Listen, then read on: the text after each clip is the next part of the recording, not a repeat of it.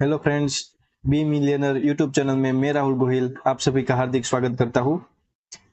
हमने last video में continuous chart pattern के बारे में सेपरेट वीडियो डिस्कस किया हुआ है। उसमें हमने सभी के सभी पैटर्न के बारे में एक सेपरेट वीडियो में डिस्कस किया है।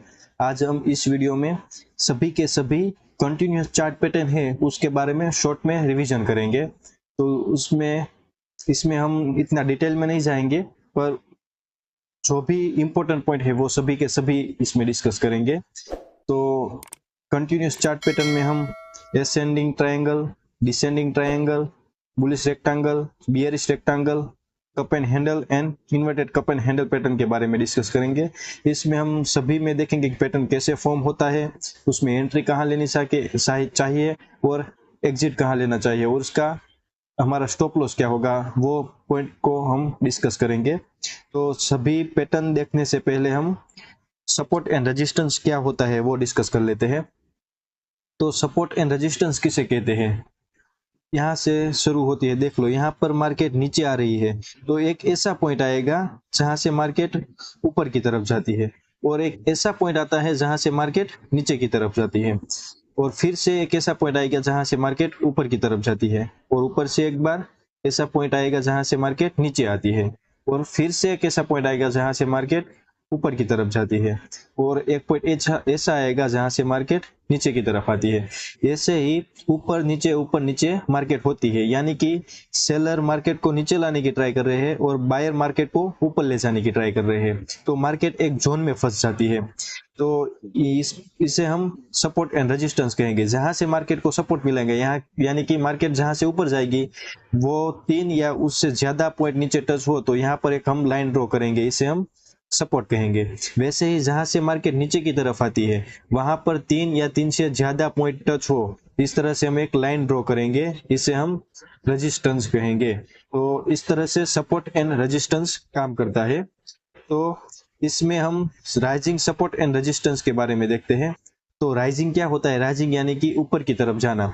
जब मार्केट ऊपर की तरफ जा रही हो तब यहाँ पर हायर हाई बनाएगी, और उसके बाद फिर से हायर हाई बनाएगी, और उसके बाद फिर से हायर हाई बनाएगी। इसका मतलब क्या हुआ, पहले जो हाई बना था उससे ऊपर दूसरा हाई बना, और उससे भी ऊपर तीसरा हाई बना, तो इसे हम हायर हाई कहेंगे। तो यहाँ से मार्केट रेजिस्टेंस लेगी और यहाँ से नीचे आएगी, तो नीचे आएगी तो वहां से मार्केट सपोर्ट लेती है। तो सपोर्ट लेती है तो यहाँ पर सपोर्ट कैसा बनता है, या सपोर्ट यानी कि लो, जहां पर लो आया वो कहाँ लो बनेगा, हायर लो बनेगा, यानी कि जो लो बनता है उससे ऊपर की तरफ लो बन रहा है, यहाँ भी उससे ऊपर की तरफ लो बन रहा है, और यहाँ भी ऊपर की तरफ लो बन रहा है। तो यहाँ पर higher low higher low higher low form होगा, और ऊपर की तरफ हायर हाई और हायर हाई फॉर्म होगा। तो इसे हम राइजिंग सपोर्ट कहेंगे। और इसी तरह से फॉलिंग सपोर्ट एंड रेजिस्टेंस होता है। तो फॉलिंग सपोर्ट एंड रेजिस्टेंस में क्या होता है, मार्केट जब नीचे नीचे की तरफ आ रही हो तब सपोर्ट एंड रेजिस्टेंस मिलता है, यानी कि एक जोन में मार्केट चलती है। तो यहाँ पर देख सकते हो, यहाँ से मार्केट ऊपर की तरफ जाने की ट्राई कर रही है, और फिर नीचे आई, फिर से ऊपर गई, फिर नीचे आई, फिर से ऊपर गई, फिर नीचे आई, फिर से ऊपर गई, फिर नीचे आई। तो जहां से मार्केट नीचे आई वहां पर हम लाइन ड्रॉ करेंगे, जिसे हम रेजिस्टेंस कहेंगे, और जहां से मार्केट ऊपर की तरफ जा रही है वहां पर एक लाइन ड्रॉ करेंगे, जिसे हम सपोर्ट कहेंगे। तो यहाँ पर क्या होता है, जो हाई बनता है वो नीचे की तरफ बन रहा है, यानी कि ये जो हाई बना है लोअर हाई है, और इससे भी नीचे एक हाई बना, और उससे भी नीचे एक हाई बना है, इसलिए हम इसे लोअर हाई कहेंगे। और जो लो बन रहा है वो भी नीचे की तरफ आ रहा है, नीचे की तरफ आ रहा है, नीचे की तरफ आ रहा है, इसलिए इसे हम लोअर लो कहेंगे। तो आइए हम सभी पैटर्न के बारे में डिस्कस करते हैं। तो पहले देखते हैं एसेंडिंग ट्रायंगल क्या होता है। तो एसेंडिंग ट्रायंगल में क्या होता है, जब मार्केट ऊपर की तरफ जा रही हो तब थोड़ी देर मार्केट सपोर्ट एंड रेजिस्टेंस लेती है, यानी कि एक जोन में फंस जाती है। यहाँ पर देख सकते हो, यहाँ पर जो रेजिस्टेंस होता है वो हॉरिजॉन्टल होता है, और जो सपोर्ट होता है वो राइजिंग सपोर्ट होता है, यानी कि जो रेजिस्टेंस है वह तो सब एक ही जगह पर रेजिस्टेंस लेगी, पर जो लो बनेगा वो हायर लो बनेगा, यानी कि ऊपर की तरफ लो बन रहा है, इसलिए यहाँ से मार्केट एक जोन में फंस गई है और रेजिस्टेंस एंड सपोर्ट लिया है। तो एक टाइम ऐसा आएगा जहां से इस रेजिस्टेंस को ब्रेकआउट मिलेगा, यानी कि मार्केट यहाँ ब्रेक देगी, और उसके बाद जो अप ट्रेंड था वो कंटिन्यू अप ट्रेंड ही रहेगा। तो इसमें हम एंट्री कैसे ले सकते हैं और हमारा स्टॉप लॉस क्या होता है वो हम चार्ट में देखते हैं। तो यहाँ पर आप देख सकते हो, यहाँ से मार्केट ऊपर की तरफ जा रही थी, तो यहाँ पर एक रेजिस्टेंस मिला, वहां से मार्केट नीचे की तरफ आई है, फिर ऊपर की तरफ गई, फिर नीचे आई, फिर ऊपर गई, फिर नीचे आई, फिर ऊपर गई है। तो यहाँ पर मार्केट रेजिस्टेंस मिला है और यहाँ पर राइजिंग सपोर्ट मिला है। तो यहाँ पर देख सकते हो इस ग्रीन कैंडल ने इस रेजिस्टेंस को ब्रेक किया है, यानी कि इसको ब्रेकआउट मिलने के बाद हम यहाँ से एंट्री ले सकते हैं। तो यहाँ से एंट्री लेंगे, पर हमारा टारगेट क्या होगा? तो हमारा टारगेट जो यहाँ पर पहला रेजिस्टेंस और सपोर्ट है उनके बीच का अंतर जितना है उतना हमारा टारगेट रहेगा। तो मान लो कि यहाँ पर रेजिस्टेंस के पास 100 रुपी प्राइस चल रही है और सपोर्ट के पास 75 चल रही है, तो यहाँ से इन दोनों के बीच में 25 पॉइंट का डिफरेंस है। तो यहाँ से मार्केट 25 पॉइंट ऊपर की तरफ जाएगी, यानी कि हमारा टारगेट 125 का रहेगा। और मान लो कि मार्केट ऊपर नहीं जाती है तो इस हमें बड़ा लॉस ना हो, इससे बचने के लिए हम यहाँ पर हमारा स्टॉप लॉस लगाएंगे। तो इस तरह से असेंडिंग ट्रायंगल पैटर्न काम करती है। अब डिसेंडिंग ट्रायंगल के बारे में डिस्कस कर लेते हैं।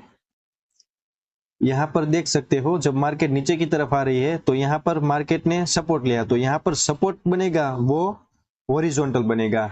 और इससे पहले जहां पर एसेंडिंग ट्रायंगल राइजिंग वाला था, एसेंडिंग ट्रायंगल, तो इसमें क्या था, सपोर्ट के जगह रेजिस्टेंस वो हॉरिजॉन्टल बन रहा था और हायर लो बन रहे थे। पर इसमें क्या होगा, इसमें सपोर्ट हॉरिजॉन्टल बनेगा और फॉलिंग रेजिस्टेंस बनेगा, यानी कि जब मार्केट नीचे आएगी तब सपोर्ट लेगी, ऊपर की तरफ जाएगी, नीचे आएगी, ऊपर की तरफ जाएगी, नीचे आएगी, ऊपर जाएगी, नीचे आएगी, ऊपर जाएगी, नीचे आएगी।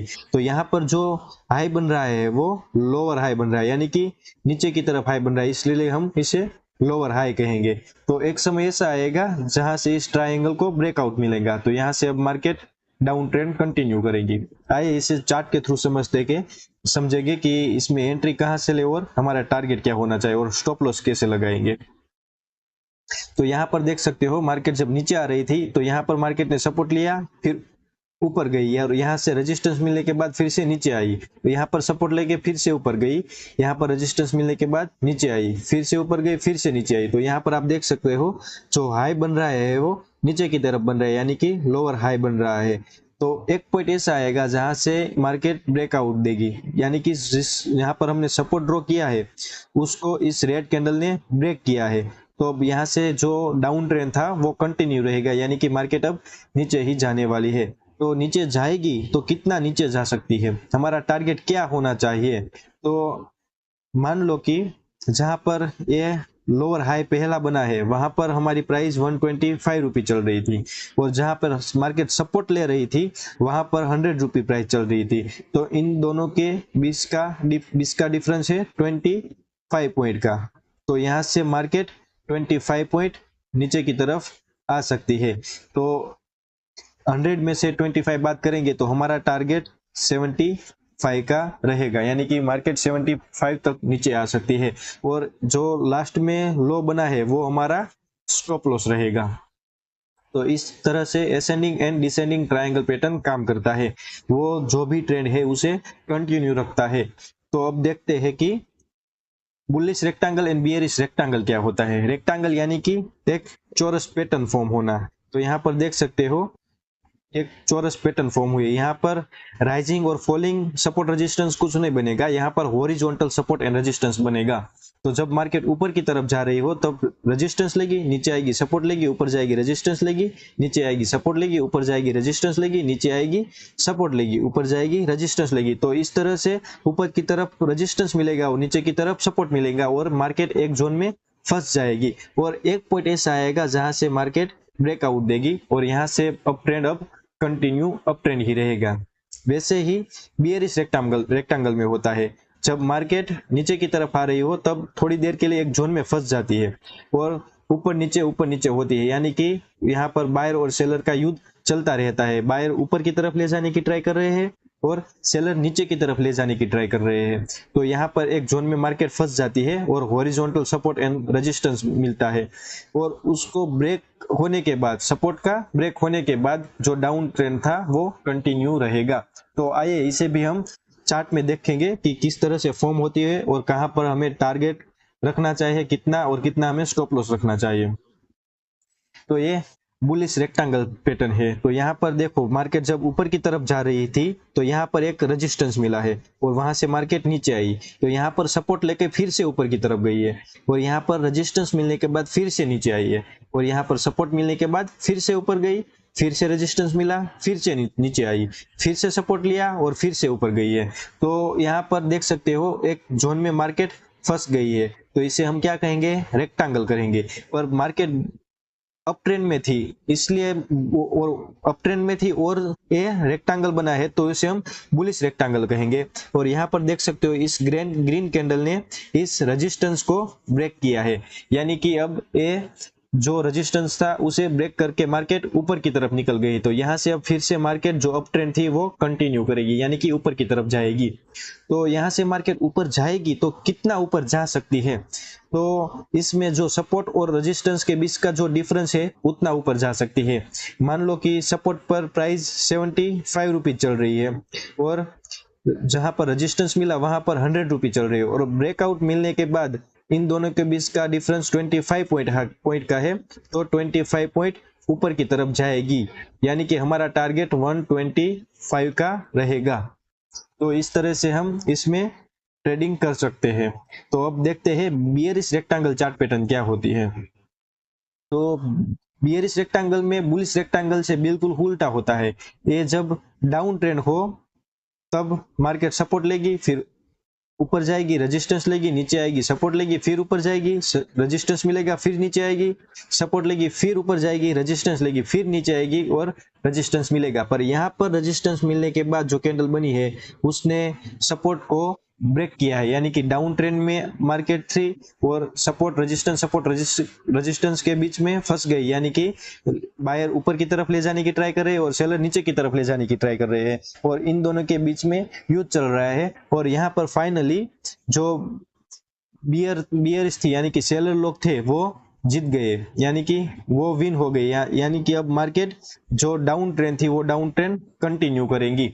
तो यहाँ पर हमारा टारगेट क्या होना चाहिए, मान लो कि यहाँ पर रेजिस्टेंस मिला, वहां पर 125 रुपीज प्राइस चल रही है, और जहां पर सपोर्ट लेती है मार्केट वहां पर 100 रुपी प्राइस चल रही है, तो इन दोनों के बीच का फासला है 20 पॉइंट का।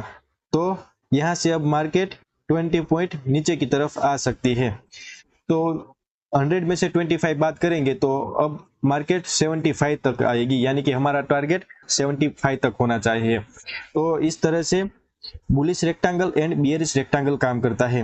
अब हम एक लास्ट चार्ट पैटर्न है कप एंड हैंडल पैटर्न, उसके बारे में डिस्कस करेंगे। ये पैटर्न थोड़ी पहचानने में देर लग सकती है, क्योंकि जैसी प्रैक्टिस होगी उस तरह से हम इसे पहचान सकते हैं, वरना इजीली इसे हम ऑब्जर्व नहीं कर सकते हैं। उसके लिए हमें बहुत ज्यादा प्रैक्टिस करनी पड़ेगी, वो हम जितना चार्ट देखेंगे उतना प्रैक्टिस होती रहेंगी और इजीली हम पैटर्न को पहचान सकते हैं। तो कप एंड हैंडल पैटर्न में क्या होता है, मान लो कि यहाँ से मार्केट आई, ऊपर आई, फिर एक इस तरह से कप की जैसा फॉर्म होता है और उसके बाद एक हैंडल की तरफ फॉर्म होता है, और यहाँ से मार्केट फिर से ऊपर की तरफ जाती है। यानी कि इसमें हम इस तरह से सोच सकते हैं कि इसमें हमने पहले चाय डाली और यहाँ से हमने चाय पी ली, तो वो एक ही फ्लो में जा रहा है। तो इस तरह से हम इसे याद रख सकते हैं, यानी कि वो कप एंड हैंडल पैटर्न जब मार्केट अप ट्रेंड में हो तब फॉर्म होती है और मार्केट अप ट्रेंड को अप ट्रेंड में ही रखती है, और inverted cup and handle down trend में, मोस्टली डाउन ट्रेंड में फॉर्म होती है, और जो डाउन ट्रेंड है उसे डाउन ट्रेंड में ही रखती है। तो इस तरह से cup and handle pattern and inverted cup and handle pattern form होते हैं। इसमें हमें ज्यादा अंदाजा नहीं लग सकता कि किस तरह से फॉर्म होगी, कैसे है। इसे हम चार्ट में देखते हैं तो आपको ज्यादा अंदाजा आएगा कि वो इस तरह से दिख सकती है। तो आइए इसे हम कप एंड हैंडल पैटर्न को चार्ट के थ्रू समझने की ट्राई करते हैं। यहाँ पर देखो cup and handle pattern form हुई है, तो यहाँ से जब मार्केट अप ट्रेंड में थी तब यहाँ पर देख सकते हो एक कप जैसा बना है, इस तरह से हम इसे ड्रॉ कर दे तो आपको लगेगा कि नहीं यही चाय पीने वाला कप ही है, और यहाँ पर एक हैंडल की तरह फॉर्म हुआ है। तो जब अप ट्रेंड में मार्केट हो और इस तरह से राउंड शेप में एक पैटर्न बने और उसके बाद एक हैंडल जैसा फॉर्म हो, तो इसे हम कप एंड हैंडल पैटर्न कहेंगे। और हैंडल का ब्रेकआउट मिलेगा, जो यहाँ पर इस ग्रीन कैंडल ने ब्रेकआउट किया है, तब यहाँ से हम एंट्री ले सकते हैं और हमारा टारगेट फिक्स कर सकते हैं। पर इसमें क्या होता है, जब मार्केट अप ट्रेंड में हो तो 2 पॉइंट ऐसा आता है जहां पर मार्केट रेजिस्टेंस लेती है और उसके बीच मार्केट थोड़ी देर के लिए घूमती है और उसके बाद मार्केट साइडवे की तरफ हो जाती है। तो यहाँ पर हैंडल का ब्रेकआउट मिलने के बाद मार्केट अप ट्रेंड को अप ट्रेंड ही रखेगी। तो यहाँ से हम अंदाजा कैसे लगाएंगे कि हमारा टारगेट क्या होना चाहिए। तो मान लो कि जहां पर रेजिस्टेंस मिला है, यहाँ पर आप देख सकते हो मार्केट ने, सॉरी या एक मिनट, यहाँ पर आप देख सकते हो कि मार्केट ने रेजिस्टेंस लिया है। तो यहाँ पर मान लो कि प्राइस 125 रुपीज चल रही है और यहाँ से मार्केट जहां पर नीचे आई है वहां पर मान लो कि प्राइस 75 चल रही है। तो इन दोनों के बीच का डिफरेंस है 50 पॉइंट का। तो यहाँ से मार्केट प्लस सॉरी 50 पॉइंट ऊपर की तरफ जा सकती है, यानी कि मार्केट 125 थी तो यहाँ से 175 की पास जा सकती है। तो हमारा टारगेट 175 का रहेगा। तो इससे हमने एक सेपरेट वीडियो में अच्छी तरह से डिस्कस किया है। यहाँ पर समझ ना आए तो आप उसे डिटेल में सेपरेट वीडियो में जहाँ डिस्कस किया है उससे देख सकते हैं, उसका लिंक मैं डिस्क्रिप्शन में दे दूंगा। तो यहाँ पर आप देख सकते हैं जब मार्केट डाउन ट्रेंड में थी, यहाँ पर अप ट्रेंड दिखाया हुआ है, पर मोस्टली डाउन ट्रेंड में हो तभी एक पैटर्न फॉर्म होती है और हमें कंफर्मेशन मिलता है कि नहीं ये डाउन ट्रेंड है तो डाउन ट्रेंड कंटिन्यू करेगी। तो यहाँ पर देख सकते हो इस तरह से मार्केट ऊपर की तरफ गई, फिर नीचे नीचे नीचे आई और इस तरह से यहाँ पर क्या एक कप जैसा पैटर्न फॉर्म होता दिख रहा है और उसके बाद एक फिर से यहाँ पर एक हैंडल जैसा पैटर्न फॉर्म होता दिख रहा है। तो ये हैंडल है और ये कप है। तो ये कप और हैंडल उल्टा बना है। तो जब मार्केट डाउन ट्रेंड में हो और कप एंड हैंडल बने तो मार्केट फिर से डाउन ट्रेंड में ही रहेगी। तो यहाँ पर हैंडल को यहाँ पर ब्रेकआउट मिला है, यहाँ पर ब्रेकआउट मिलने के बाद मार्केट फिर से डाउन ट्रेंड में आ गई है, यानी कि डाउन ट्रेंड को कंटिन्यू किया है। तो यहाँ पर हमारा टारगेट क्या होना चाहिए और हमारा स्टॉप लॉस क्या होना चाहिए। तो यहाँ पर मान लो कि सपोर्ट के पास हमारी प्राइस 100 रुपी चल रही है और यहाँ पर जो हाई बना है वहां पर हमारी प्राइस 125 रुपी चल रही है। तो इन दोनों के बीच का डिफरेंस है 50 पॉइंट का डिफरेंस है। तो यहाँ से अब मार्केट 50 पॉइंट नीचे की तरफ आ सकती है, यानी कि अब हमारा टारगेट 15 के आसपास रहेगा, यानी कि 100 में से 50 बात करेंगे तो 50 रहेगा, यानी कि मार्केट 50 तक नीचे आ सकती है। और जहां पर हैंडल ने ब्रेकआउट दिया है तो उसका लो, यानी कि यहाँ पर हमारा स्टॉप लॉस रहेगा, यानी कि अब मार्केट नीचे नहीं आती है और ऊपर की तरफ जाती है तो हमारा बड़ा लॉस होने से बच जाए, इसलिए यहाँ पर हम स्टॉप लॉस लगाएंगे। तो इस तरह से सभी के सभी पैटर्न्स काम करते हैं। तो इसमें हमने ascending triangle, descending triangle, bullish rectangle, bearish rectangle, cup and handle and inverted cup and handle के बारे में डिस्कस किया है। अब आने वाले वीडियो में हम और भी चार्ट पैटर्न के बारे में डिस्कस करेंगे और भी हम स्टॉप लॉस के बारे में डिस्कस करेंगे, टारगेट कैसे लगाए वो डिस्कस करेंगे और जो भी जरूरी है इंडिकेटर वो भी हम एक एक करके डिस्कस करेंगे। आज के लिए इतना ही। Okay, thank you very much.